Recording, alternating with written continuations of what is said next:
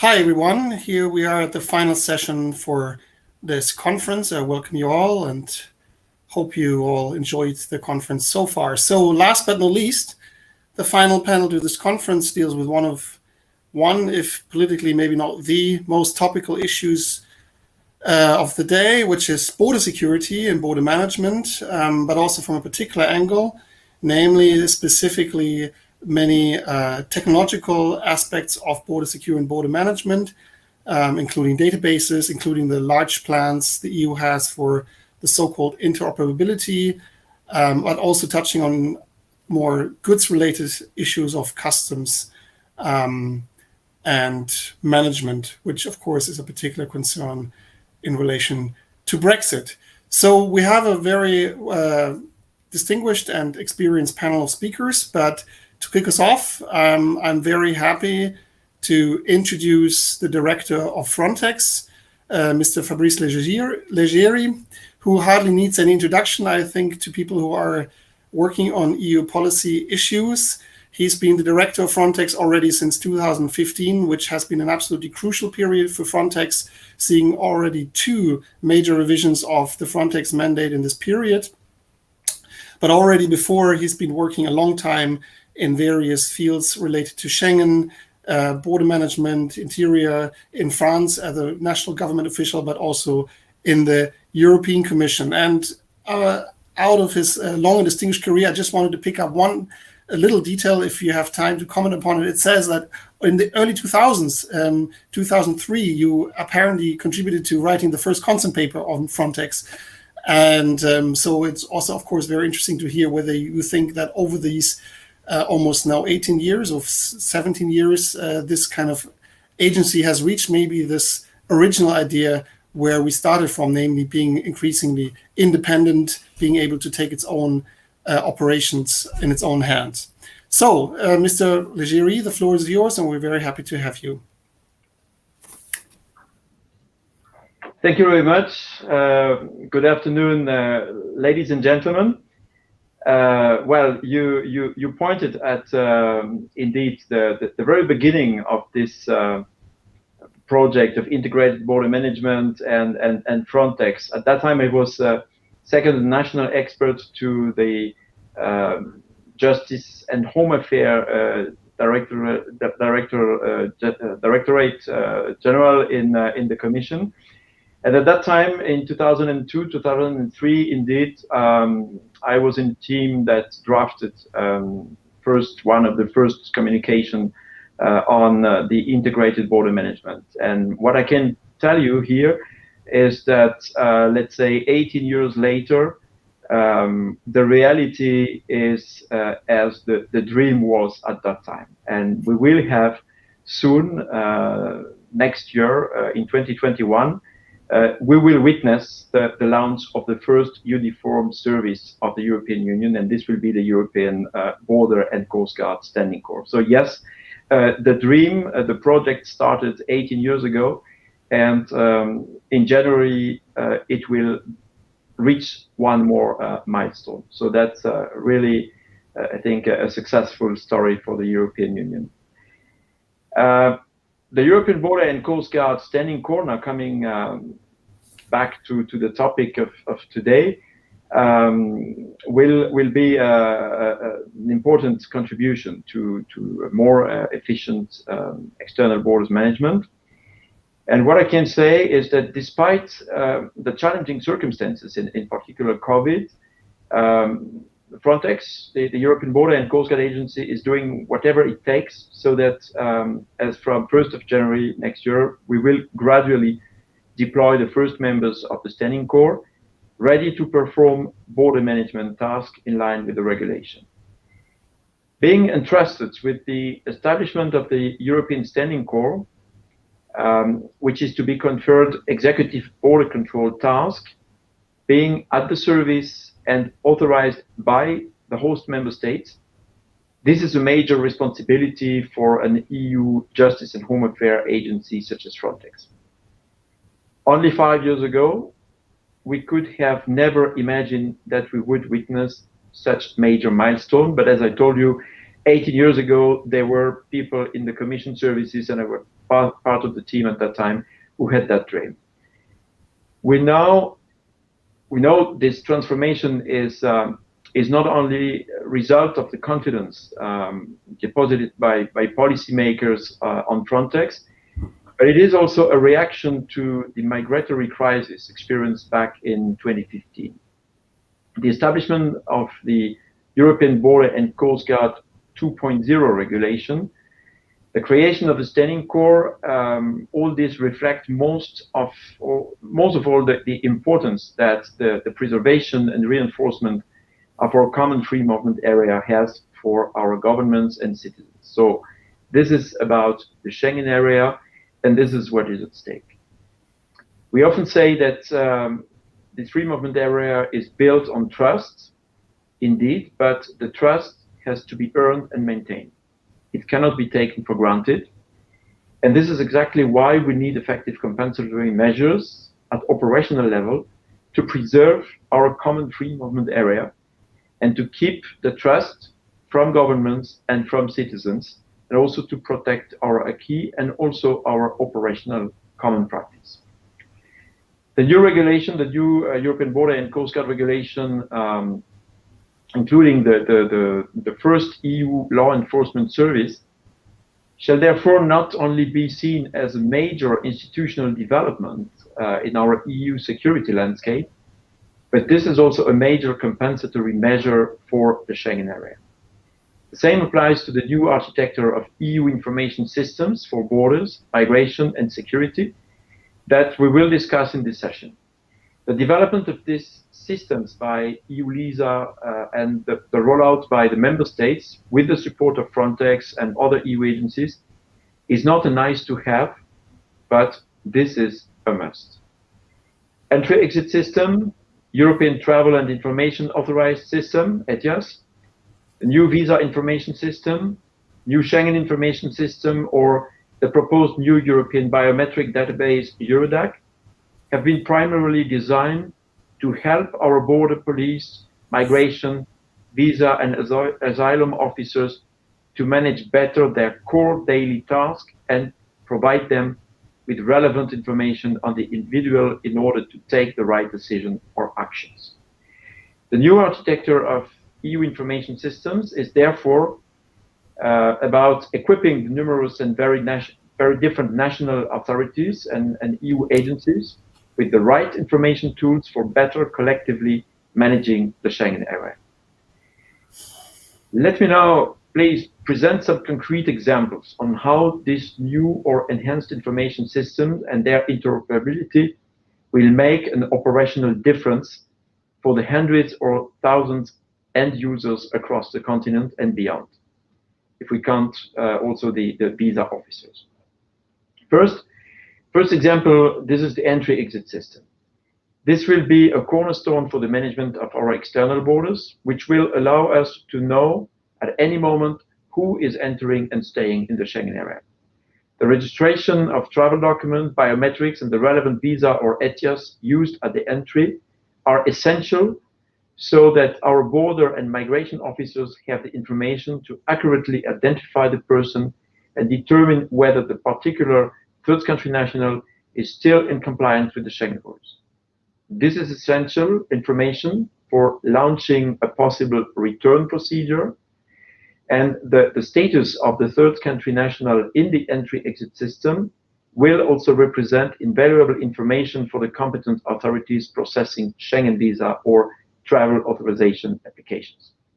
This leads me to the second example, ETIAS. ETIAS is filling a major information gap about the millions of visa-exempted third country nationals who regularly come to visit the European Union. By requesting them a travel authorization in advance, we will have three major benefits. First benefit, for the traveler, by telling them in advance, before arriving at the external border, that they will not be admissible to enter the Schengen area, and they will therefore not waste time and money to make travel arrangements. The second benefit, for the carrier.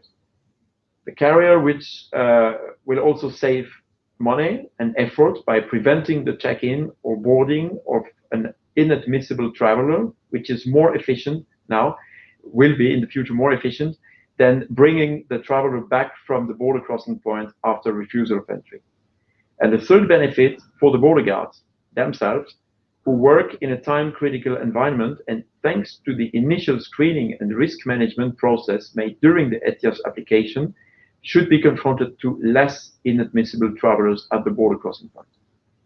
Nevertheless, despite of having a valid ETIAS, border guards will always have the last word on entry or refusal of third country nationals at the border crossing point. ETIAS will also present three other important novelties. First, this is a system designed end-to-end by EU-LISA.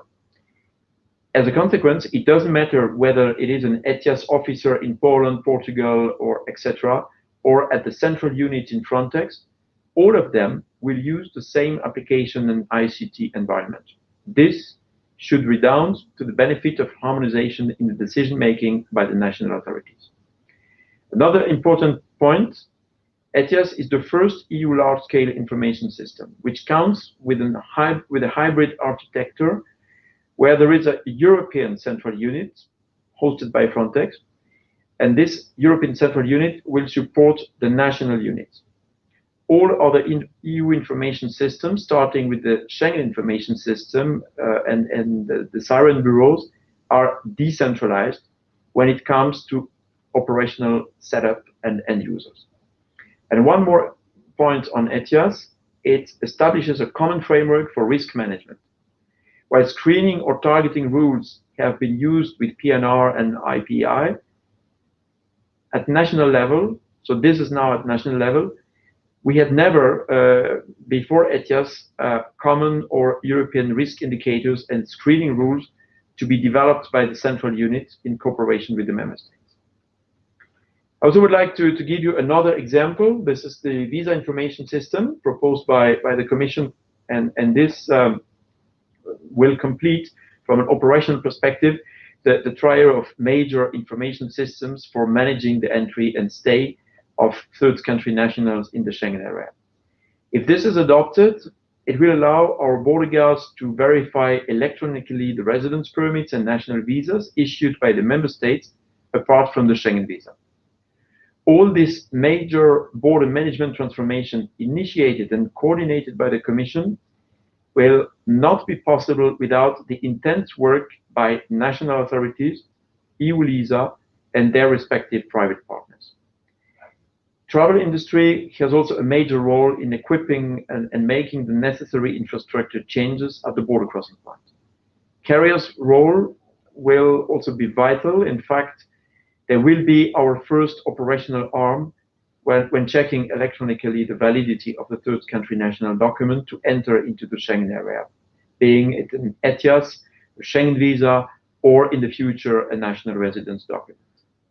So carriers need technical and operational support for implementing this new considerable task, and Frontex, the European Border and Coast Guard Agency, will establish a carrier assistance center with the support of EU-LISA for this purpose. More broadly, I would like also to give the example of interoperability of the EU information systems. This will be another major modernization process. The many different national and EU end users will see at least three main benefits. First main benefit is to detect cases of identity fraud, very likely to be associated with cases of document fraud. And Frontex has reported for several years on detection of document fraud at the external borders. However, we will gain a lot more information now on the level of identity fraud in the EU during the transitional period prior to entry into operations of interoperability. So all the preparations will help us to gather more information and even further information. I'm referring here to the biometric cross-matching of all historical records in the visa information system, Eurodac, Schengen information system, and the entry-exit system, which altogether will probably exceed the 100 million, and that includes the analysis of the different entity data from the same individual in different systems by the ETIAS central unit. Another major modernization is enhanced security. Enhanced security screening, since one of the interoperability components, namely the European search portal, shall allow the officers to perform simultaneous searches in various systems. We need border guards to consistently use the European search portal, not only to detect multiple identities on same third country national, but we need border guards to also perform systematically the security checks, which also apply to EU citizens in the SIS and Interpol databases, and hopefully also in the future in the Europol system. So at Frontex, we welcome in this regard the recent Commission proposal on screening of third country nationals who arrive irregularly at the external borders or are disembarked following a search and rescue operation. This proposal shall ensure, from an operational perspective, that the same security checks are applied to third country nationals, irrespective of their category and whether they apply for Schengen visa, ETIAS, asylum, a residence permit, or even arrive irregularly. Now, about interoperability, looking more in the future, we hope that our officers will soon have the ability to see the bigger picture for taking decisions on particular individuals. They could access information related to 4 different steps. The pre-departure with visa or travel authorization data from Visa Information System and ETIAS. Where relevant, also they could have access to booking information from PNR file. The second layer is departure with API data. The third layer is arrival with entry-exit system data obtained during border crossing. And the fourth layer is during the stay, so including possible asylum, irregular, or residence data with information from Eurodac or the Visa Information System. So this is what we call the EU border and travel continuum. Our borders, visa, migration, or asylum officers should never be working in silos anymore. So that's the added value of this interoperability. One word on the future. And we have Matthias Oehl present, so we'll certainly elaborate on that. But the Commission has announced preparations for new legislation regarding advanced passengers information. So this, from an operational perspective, will be essential to complete the border management modernization process so that our border guards can more intensively work with advanced information so that border guards can make better use of the scarce resources by focusing on the individual who deserves most attention while facilitating the crossing of bona fide travelers. I would like to conclude by bringing together the 2 main points I addressed, meaning the European Border and Coast Guard Standing Corps on the one hand and the new EU information systems architecture on the other hand. They should not be treated in silos. And apart from the excellent selection and training, what will enable the European Standing Corps members to deliver on their task and support their national counterparts. Wearing a European uniform with an EU flag, despite of its great symbolism, is not what will make the major difference. What will make the real difference is that the European Standing Corps will be able to access and use the EU information systems as any other national border management authority in order to really work on their behalf. So that will make the real difference, major improvement, if the European Standing Corps, including Frontex staff, can have access to this information system. I thank you very much for your attention and invitation. Thank you very much as well, indeed, for this very rich tour d'horizon. Often these presentations are accompanied by slides to kind of make people follow the different acronyms, the different systems, but I'm sure people hearing here have been working on it, and we can also elaborate on some of the details you touched upon. So indeed, it's really two legs to think about in Frontex. The one is the manpower leg, the physical leg, which is mostly in the political eye, and the other one is the infrastructure, not as unimportant, but actually a real backbone to the whole operation. So thank you very much. With this, I would pass on to the other panelists for if they're sort of put up on the screen in a moment. We have, as I said, very rich and experienced set of participants, two from the EU, but also two non-EU experts. So I also would like to hear, say, an outside experience or a perspective, and not just the the bureaucratic perspective from within European institutions. So hopefully we can bring this together in a dynamic discussion. So in order of appearance, we will first have Dr. Matthias Oehl, who is director at the Commission, DG Home for Interoperability and Innovation. So actually really the counterpart and managing director for all these kind of various policy initiatives that Mr. Leggeri was just outlining.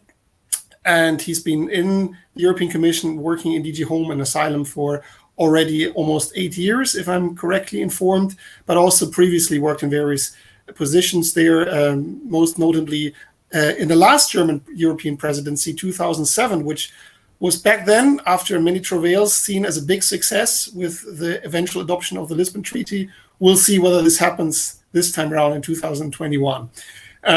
Afterwards, we'll have Dr. Uko Sareko from EU-LISA, which you heard about. EU-LISA, once more to remind yourself, is the technical agency for large-scale information system in the area of freedom, security, and justice.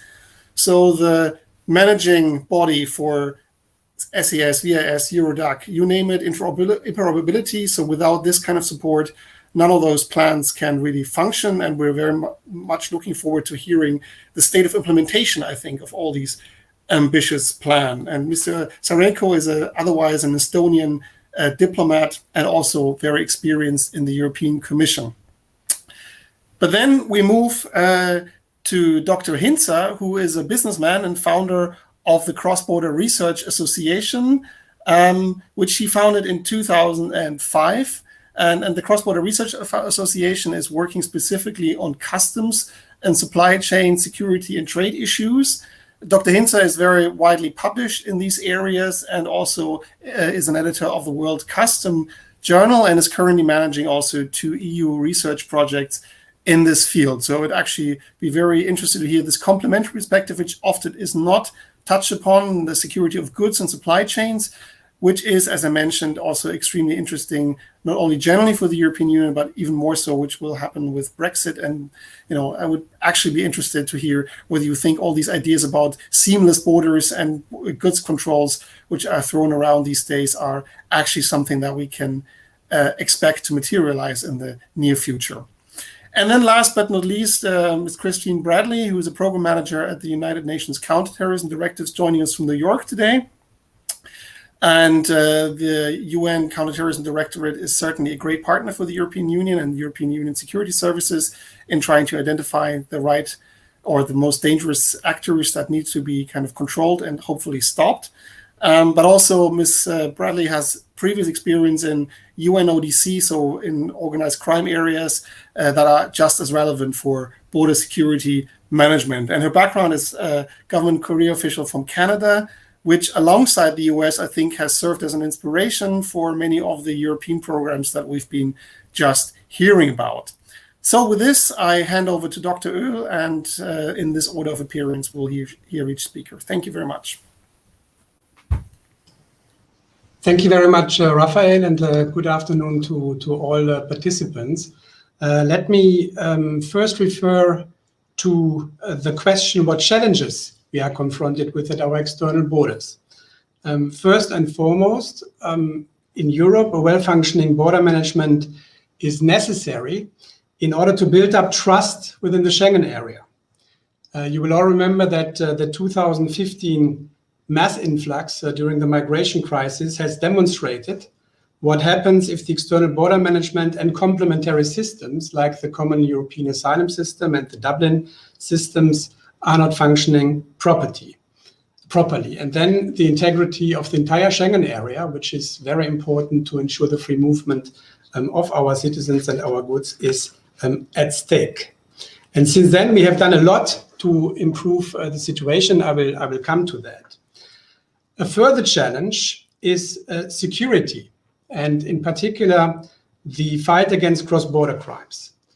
Criminals, smugglers, and organized crime are using modern technologies for their activities, and we need to keep pace with our border management in order to be able to cope with these security challenges.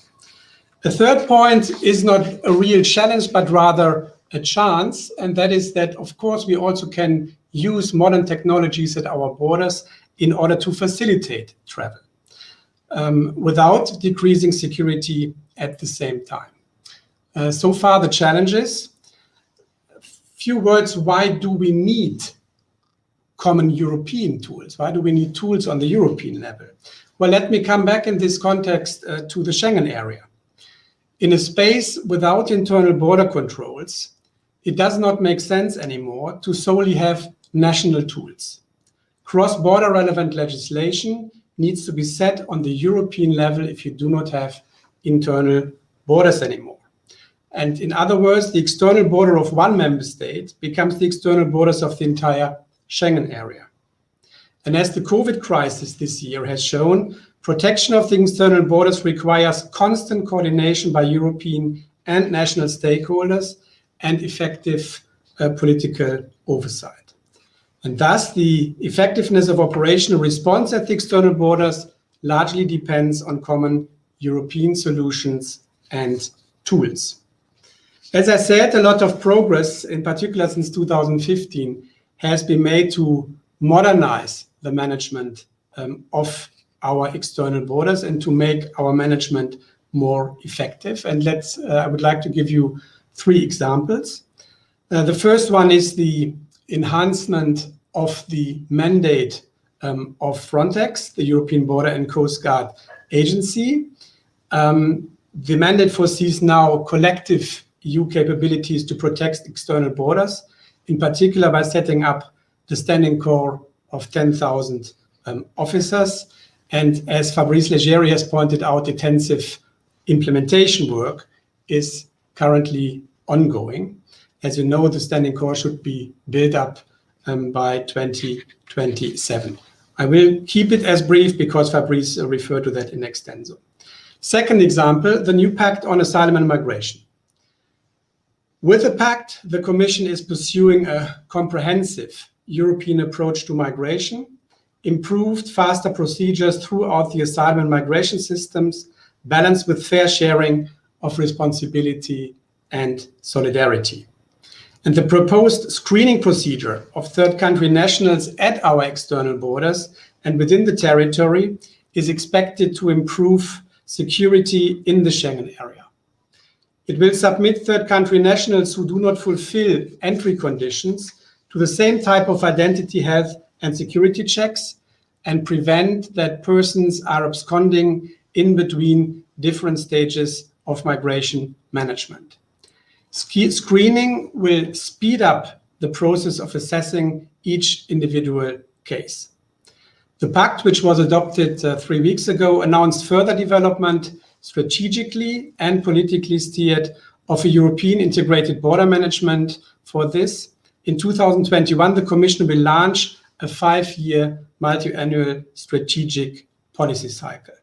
Let me say in this context, European integrated border management brings together different aspects and components of EU border management, also relevant for internal security. Some examples: it is about the prevention and detection of cross-border crime, focusing on trafficking, smuggling, and terrorism. It's about the analysis of risks for internal security and of threat that might compromise external borders. And it's about state-of-the-art technology, including large-scale information system. Finally, another key element is interagency cooperation among national authorities in each member states. A third example, and a big building block of our concept of modern and effective border management, is our new IT architecture Fabrice has already referred to. IT systems are a major asset in addressing border management, migration, and security. The Visa Information System and Eurodac, our asylum database, verify that visa and asylum applications are properly and thoroughly examined. The Schengen Information System is our most widely used system for security and border management. And given the experience of recent years, the Commission proposed also new systems. For example, the entry-exit system, and let me say it in one sentence, with the entry-exit system, we will in future be able to control not only who is entering the EU, when and where, but also who is exiting the EU, when and where. This is currently not possible. The European Travel Information Authorization System, ETIAS, is in a way the pendant to the American ESTA system. So we will also ask visa-free travelers to at least provide us via internet certain information. Our new thinking addressed failings from the silo nature of individual systems by making the systems interoperable under the interoperability regulation. Interoperability addresses security gaps by delivering 4 specific objectives. First, interoperability ensures that end users have access to the information they need to perform their tasks. This applies to border guard, but also to policemen on the streets. Interoperability enables the detection of multiple identities to combat identity fraud. Third, interoperability facilitates identity checks of third country nationals on the territory of a member state. And fourth, interoperability streamlines existing access by law enforcement authorities to non-law enforcement information systems at EU level. The implementation of the new IT architecture is challenging for the Commission, for EU-LISA and the member states, but our common aim, and this is an ambitious aim, is to achieve full implementation by the end of 2023. Let me summarize. The enhanced mandate of Frontex, the measures I mentioned under the Pact on Asylum and Migration, the new IT architecture in the area of justice and home affairs will altogether improve the effectiveness of the systems.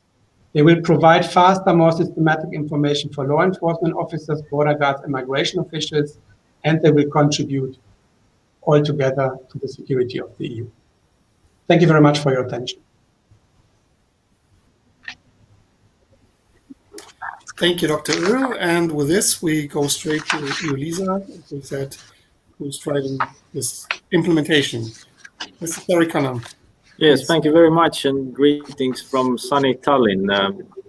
Well, maybe just before I start reporting about all the developments and the milestones and all the big achievements, maybe a few words about EU-LISA as well. Just to explain who we are. I mean, in very simple terms, we are operating behind the scenes in order to make sure that the Schengen area is working and the free movement in the Schengen area and all the prerequisites for that would be in place.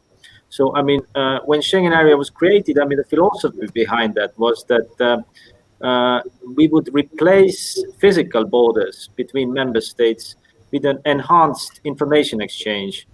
And this enhanced information exchange is exactly where EU-LISA plays a central role. I mean, we are running the big databases which enable different member state agencies, either they are dealing with border issues or they are dealing with law enforcement matters, to cope with the challenges of nowadays world. So in practice, it means that, for example, for Schengen Information System, which just celebrated 25th anniversary this year, we have around 92 million alerts about different wanted persons, alerts about different stolen vehicles, stolen items, etc. So it's a huge amount of information that is in the hands of our law enforcement services and also our different partners in border services. Secondly to that, I mean, we are in charge of the visa information system. Around 77 million visa applications are currently stored in the VIS. So, I mean, this is one of the fundamental parts of running the common visa system for Europe and ensuring that we have proper background checks in place and we are able to avoid visa shopping. And further than that, I mean, in one of the legacy systems that we have as well, and which will be revised now and completely have a new outlook, is the Eurodac system supporting the asylum policy in Europe and the management of the asylum claims. So this is our daily work, and these are the systems that we have in place for some time already, where we are operating them 24/7, ensuring their business continuity, and also in parallel, taking care of the different evolutions and improvements needed from our stakeholders, from member states and the Commission. But in parallel to that, in the context that Matthias Oel and also Fabrice Leggeri mentioned earlier, Europe is now developing new systems like entry-exit system and the European travel information authorization system, which will bring the overall information management into a completely new qualitative level. And these are very large-scale developments ongoing, and they are very important in terms of interoperability and in terms of the new architecture for information management that these systems will bring with them. So just to point out that we are in schedule with the developments, despite all the different changes in the context, I mean, the COVID-19 crisis and so on, but we are sticking to our promises, and we are moving ahead with the systems and with the developments there. By 2022, we are at least aiming for this political agreement or set roadmap for interoperability and the launching of the systems that are indicated in different strategic documents. Nevertheless, I have to say that this is not an IT project that we are discussing here. It's a bit a process that we need to put in a wider context. And if you ask from me, I mean, what would be the 3 key challenges for the development of the new systems and for the digitalization of different law enforcement activities and their support services, then I would say that first and foremost, it's the changing environment. I mean, half a year ago, we didn't know anything about COVID-19 yet, or at least, I mean, we were not aware about the kind of additional measures that we need to put in place now. And the restrictions that will bring. I mean, secondly, I mean, Brexit is another issue on the table, and ever-evolving security threats. I mean, the situation behind the external borders, the internal threats, foreign fighters, etc. I mean, this is a kind of a evolutionary process. So we can never say that we have finalized our work with the IT systems or the digitalization, because there will be always coming up some new challenges and new elements that we need to address. Second to that, I would say that one of the big challenges is, of course, the readiness to adapt and a kind of a culture and mentality.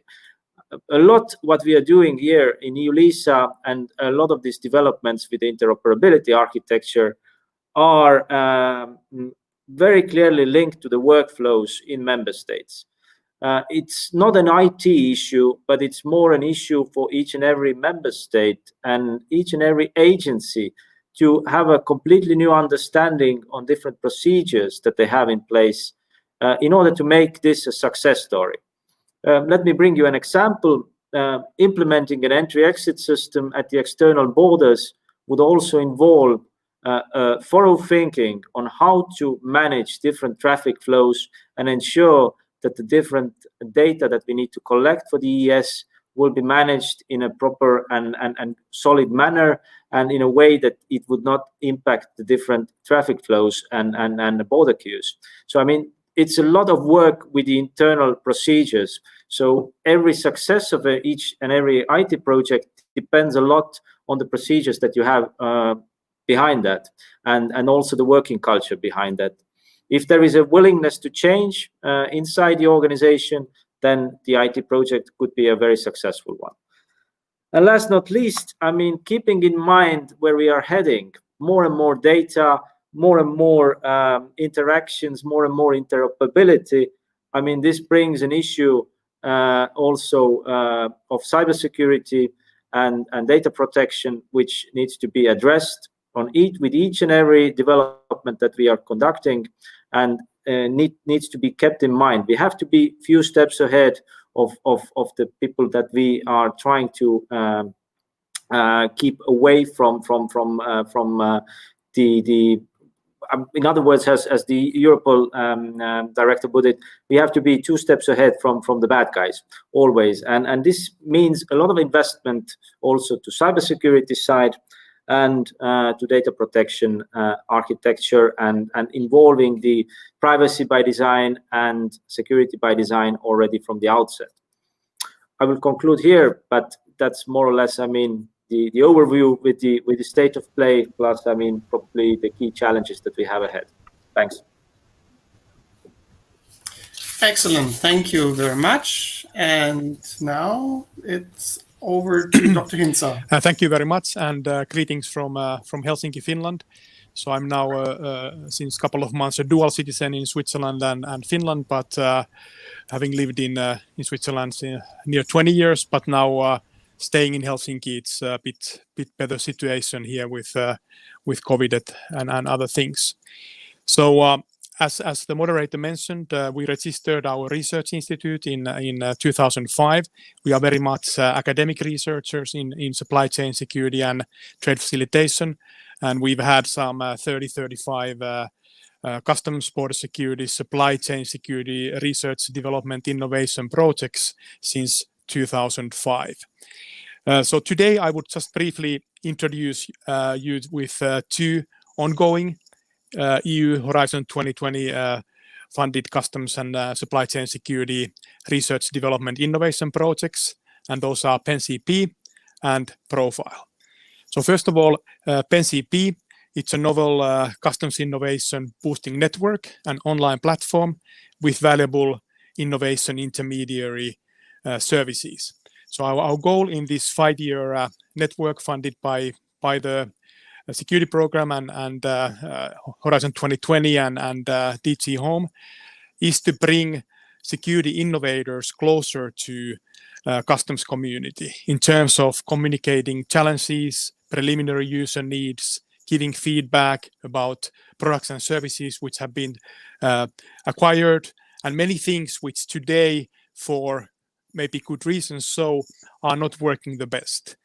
On technical side, we focus on 3 themes: so data and risks, detection technologies, and laboratory equipment.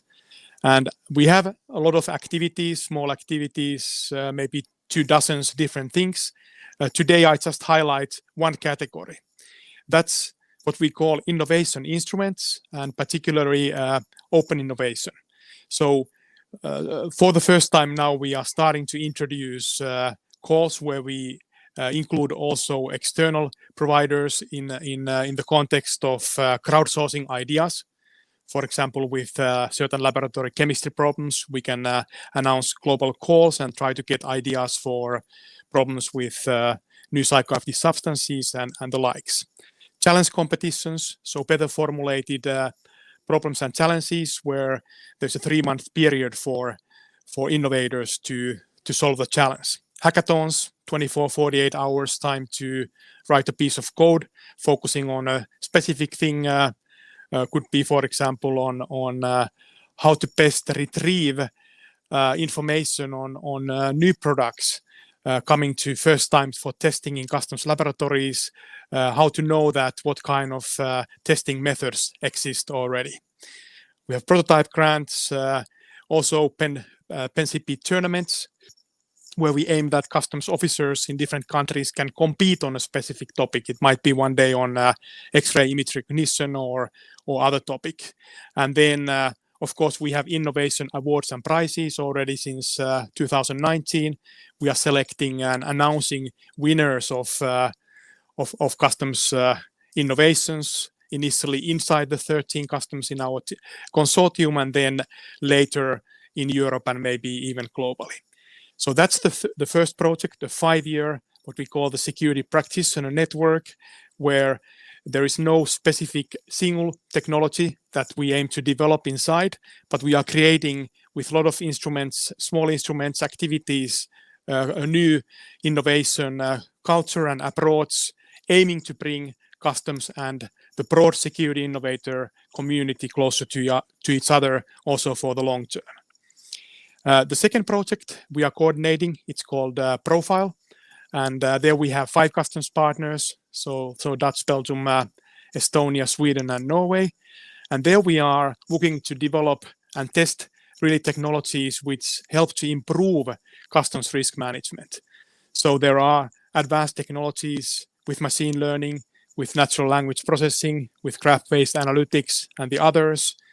We are looking at extensive use of what we call the external data sources. So that means the data which is not automatically available to customs. It's not an official source, it's not an EU database, but it comes from the industry, from certification bodies. So far, we have already acquired and tested 4. As an example, there is a platform for shipping and container booking and shipping instructions, with millions of records about containers, with the history of the booking, with any changes done, with information about the shipper, the receiver. This go beyond what you would see in a typical customs declaration. With what we call the EC dataset, we are now exploring data which calculates the deviations in the ship schedules, and also including if ships are skipping scheduled ports. And this might then help customs, for example, for better resource planning, but maybe also for risk assessment. With the Universal Postal Union, we acquired a first database on global addresses, which could be then used to validate if in certain countries, certain shippers or forwarders, if their addresses actually exist. And one more example, using and trying hands-on external data in customs environment is data from a platform called TradeLens, where with one Dutch importer, we are getting access to real data from the supply chain, which includes then source data, the purchase orders, the packing lists, all the things that, for example, in shipments from China to Netherlands, that you can have data more early in the process, and then you can also cross-validate the original data then with the data in the customs declarations. And for the last point, I will mention a couple of details. We have multiple work packages as usual. We have living labs, Netherlands, Belgium, Sweden, Norway. I just mentioned a couple of examples from what we call the Dutch Living Lab. So the Dutch Living Lab specifically aims to automate cross-checking of declared relevant data against online information. It creates more accurate risk indicators and profiles through data mining of historic datasets, and then it demonstrates how external data sources can be incorporated into strategic and operational customs risk assessment. And I gave you these 4 examples of concrete data sources that we have acquired and are part of the project. So the scope in this one living lab of the project, it's on e-commerce postal parcel targeting from couriers. There is China-Dutch trade and US-Dutch trade covered. It focuses on fiscal fraud detection, and particularly to reduce the number of false positives, because there is too much burden on that side to carry out any physical inspections, even if they are relatively quick with postal parcels. And finally, it focuses on the English website at the moment, only on the English language, which is also, of course, a limitation. And then there are challenges, so overlooking historical information, It's difficult to get it, for example, from the e-commerce sites. If you want to look at the price information, there might be vagueness of the declared description. So we are getting first-hand experience also on the problems, and then 1 or 2 years from now, we will make then conclusions and recommendations which will benefit then all EU customs. So these were the 2 examples of the running projects and our work in research and coordinating in customs and supply chain security projects. Thank you, Juha. This is a great example of what interoperability can also mean beyond government databases. So last but not least, over to you, Catherine. Thank you, Raphael, and ladies and gentlemen, good morning, good afternoon from New York. It's my pleasure to participate in this very distinguished panel on behalf of the UN Office of Counterterrorism.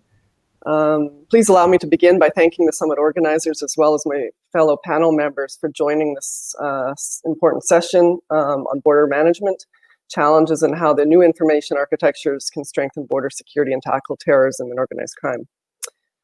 From my side, I really would like to focus on my brief remarks on a number of key issues. To start, the strategic importance of border management in countering security-related threats, including terrorism and transnational organized crime.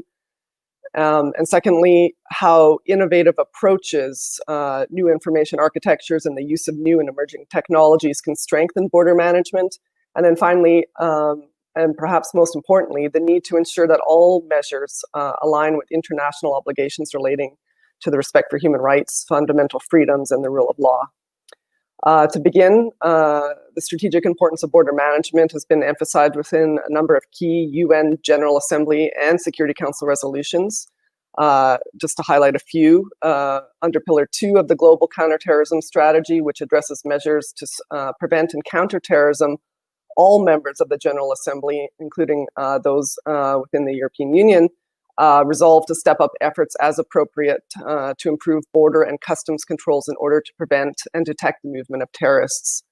And similarly, the Security Council has emphasized the importance of addressing issues relating to border management as key components of countering terrorism through a number of resolutions, which due to the time constraints, I won't get into here. But they do, just to highlight a few, some of the operational measures include the use of advanced passenger information and passenger name records and biometric data to strengthen border security and management. The current threat landscape at the EU's external borders, including internal pull factors relating to the strength of licit and illicit markets in the EU, external factors, push factors that are often kind of present or occurring far beyond the region's external borders, such as ongoing conflicts and instability in Africa or the Middle East, which can impact irregular migration flows as well as the movement of asylum seekers and refugees, and the presence and ability of criminal or terrorist groups to exploit both, really shows quite clearly that a coordinated and interoperable approach to border management is crucial to addressing the volume of threats and challenges that states face individually. When we look at the sharing of information, the sharing of relevant information between law enforcement authorities is really key to ensuring appropriate detection and follow-up when and where a particular individual is considered a security risk. So currently, national authorities within member states face a very complex and fragmented landscape regarding governance, geographical coverage, and data storage and management. And this really hampers the exchange of information between national authorities, which has been noted by my previous panel members. And it potentially leads to blind spots where information on suspects involved in perhaps terrorist activities or other security-related threats may be overlooked. So only through interoperability of border management systems will it be possible to address existing gaps in information exchange between law enforcement authorities and overcome difficulties in detecting identity fraud, shortcomings in registration systems, and challenges related to return procedures of rejected asylum seekers. Frontline border and law enforcement officials really do need information, tools, and expertise to effectively identify persons who pose a security-related risk, including criminal actors or known and suspected terrorists, including foreign terrorist fighters, and prevent their travel. when we look at contextualizing this within this context, I'll borrow some stats from my Frontex colleagues. So Europe sees around 500 million border crossings a year over its 42,000 kilometers of coastline, almost 9,000 kilometers of land borders, and around 300 international airports. So effectively managing and utilizing the data related to movement of people, goods, and conveyances and migratory flows requires innovative technology, tools, and concepts. When we look, though, at governance, there's always the risk that neither policy or legislation can or will keep up with innovation and technical development, and this can lead a governance deficit.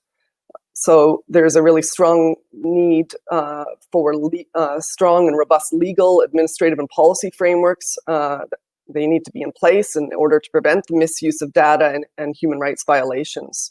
Respect for human rights must also be reflected in practice when existing information sharing systems are updated or new architectures are implemented. And indeed, the General Assembly and the Security Council have underscored that the respect for human rights, fundamental freedoms, and the rule of law are complementary and mutually reinforcing with effective counterterrorism measures and are really an essential part of successful law enforcement efforts. So we must acknowledge and address through adequate safeguards the risk that some of these measures could potentially have on the enjoyment of fundamental rights and freedoms, as well as the rights of asylum seekers and refugees under international human rights law, international humanitarian law, and refugee law. I'll sum up now because I know we are under time constraints, but really my message would be that the myriad of threats and challenges being faced at the EU's external borders requires innovative approaches that are interoperable, yet also balanced and fully aligned with the respect for human rights, fundamental freedoms, and the rule of law as a top priority. So thank you very much. Back to you, Raphael. Thank you. Thank you very much. We started a few minutes late. We will maybe run 3-4 minutes over the time, but this is it. So this is your chance to put your questions also from the audience. So far, we have an interesting question from Ms. Svensson from the Netherlands on your views, whoever wants to comment on the role of facial recognition. And I mean, there are many manifestations in the European context. We've been debating this in the context of the PRIM regulation, which was not mentioned so far, but there are other uses, and I think it's also relevant to look at it from the perspective of human rights, which was just touched upon. This is one question, and from my side as a moderator, I'll throw a very general bone, whoever wants to take it up. So we've heard a lot about architectures, a lot of grand plans for integration that have been long in the making, that will be long in the making, and I fully appreciate this work. But there's always resource constraints, and there is, of course, also new constraints given the pandemic. So if you were to give me your priority to say, okay, this is the one item that maybe we have to put in new into the agenda, or this is the one thing that out of this bigger systems picture we really need to fast forward, that would be something I would be very interested in. So who wants to go first?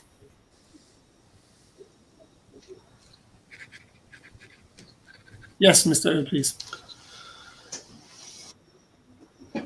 Yes, maybe I can say a word on both questions.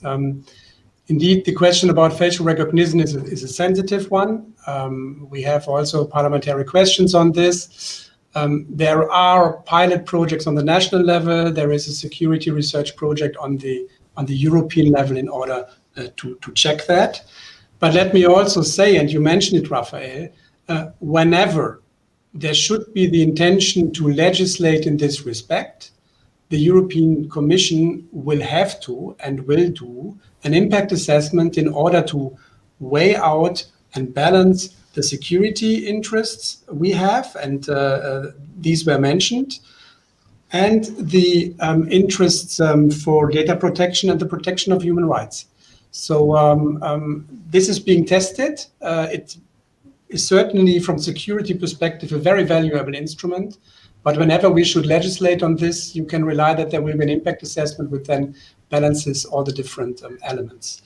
And on your question, Raphael, I think the IT architecture which we sketched out, Fabrice, Ukur, and myself, this is really indispensable in order to have a well-functioning border management around the European Union. And let me just underline once again how important it is for the integrity of the Schengen area to have this external border management. And we have in the MFF budgetary cuts on these projects, but we are also, as Commission, optimistic that we can still implement them and make them feasible. That would be my reply. I know that you wanted to hear something else, but it's really difficult to prioritize there. And I think Fabrice will agree, we are optimistic that we will have the resources necessary to implement these projects. Yes, thanks a lot. I hand over to Fabrice. Yes, thank you very much. And building upon what Matthias Earl has just said on the integrity of the interoperability, I think this has to from a practical operational perspective, we cannot have simply one piece of the free movement area. Either we have it or we don't have it. While some people are asking what is the price of all this, what is the price tag? My question would be, what is the price tag of non-having Schengen?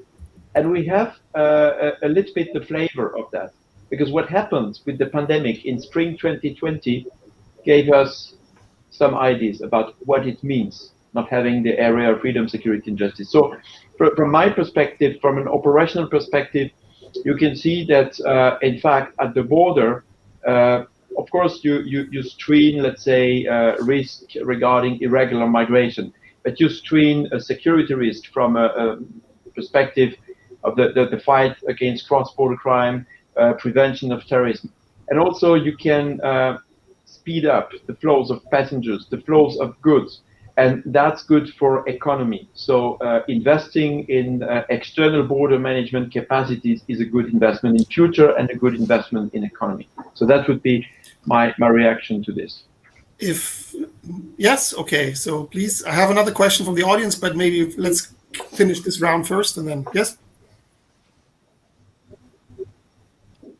Yes, very briefly. I mean, as comes to the question on the priorities, I mean, we have a lot on plate at the moment. The interoperability package that we have to deliver somewhere in the middle of 2022 is a lot of work. And I would say that if you ask from EU LISA's point of view, I think that's the key priority at this stage for us.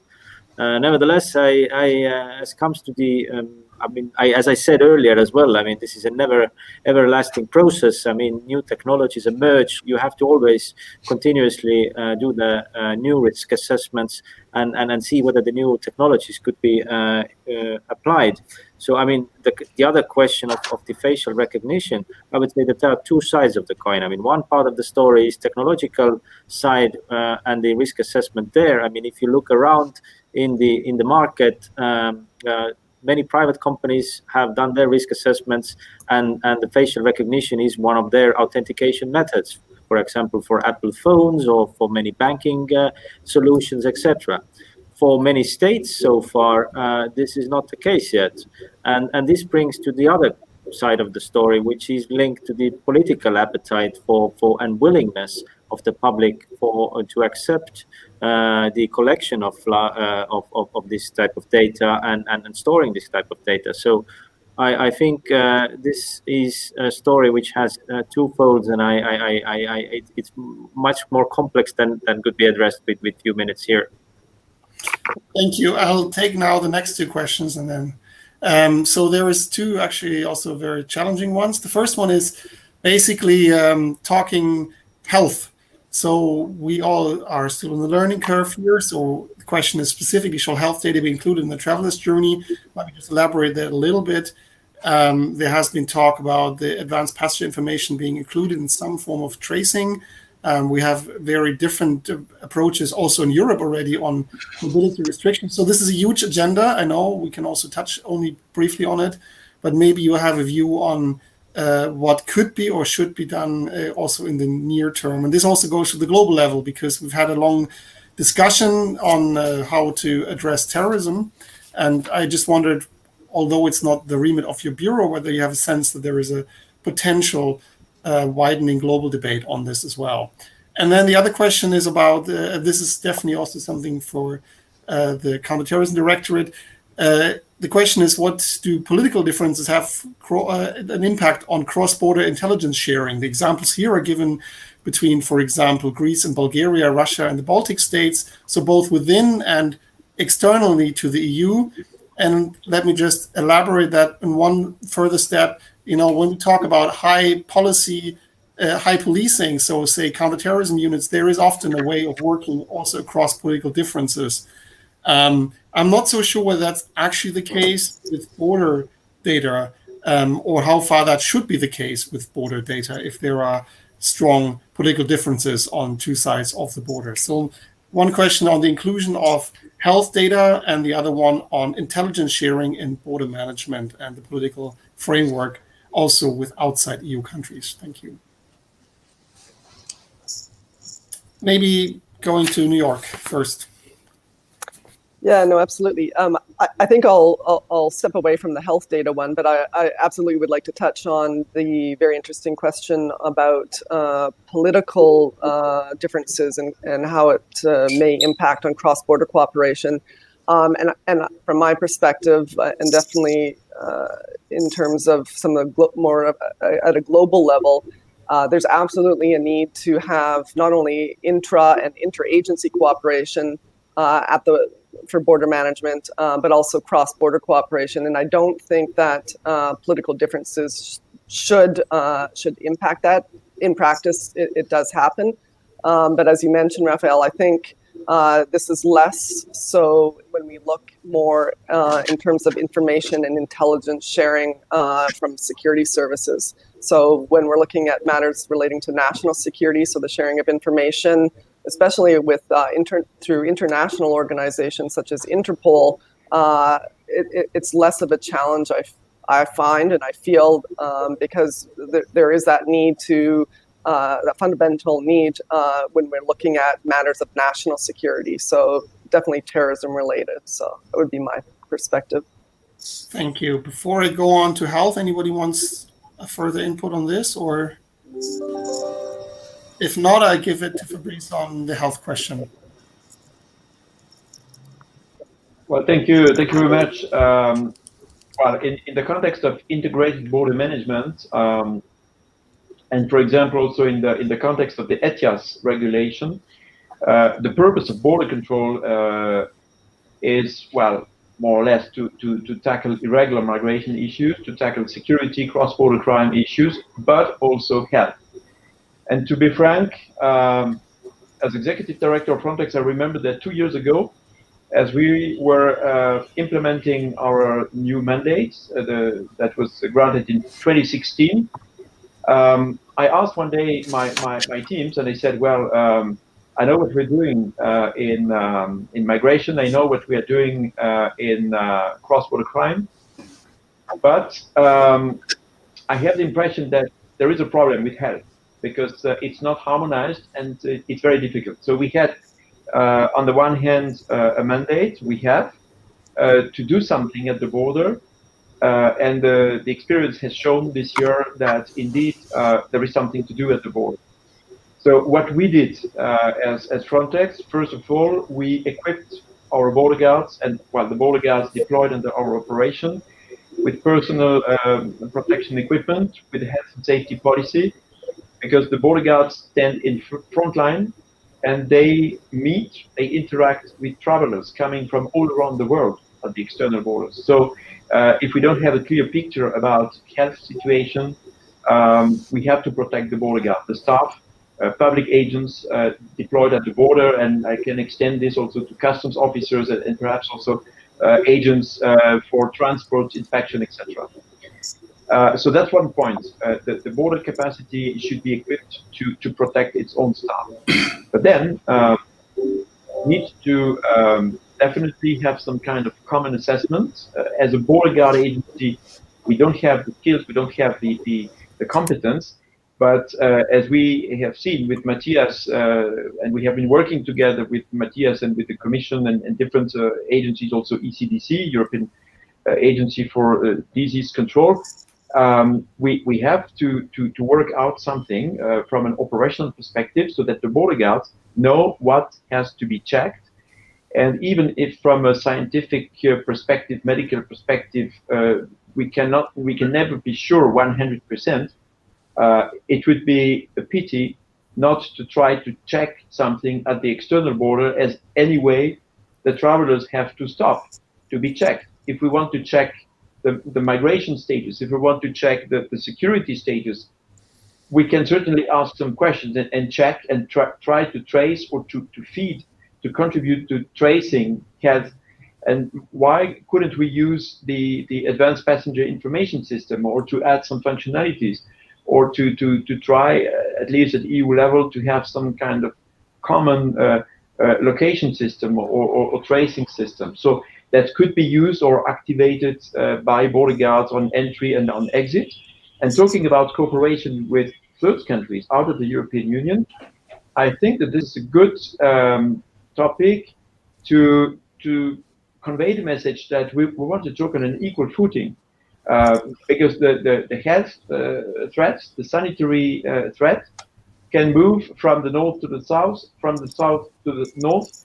So I could experience that with certain countries with whom we usually have discussions about migration, when we start talking about health and COVID right now, and how we could protect each other and think about operational measures, they are interested in this. And I just would like to conclude with the EU for Border Security program that the Commission delegated to Frontex to implement some pieces of this. With our southern neighborhood partners in North Africa and the Middle East and the Levant, we started offering some webinars and some workshops on that specific topic. So border management and health management at the external border. So from my perspective, it's needed and it can be positive. Okay. So yes, you have?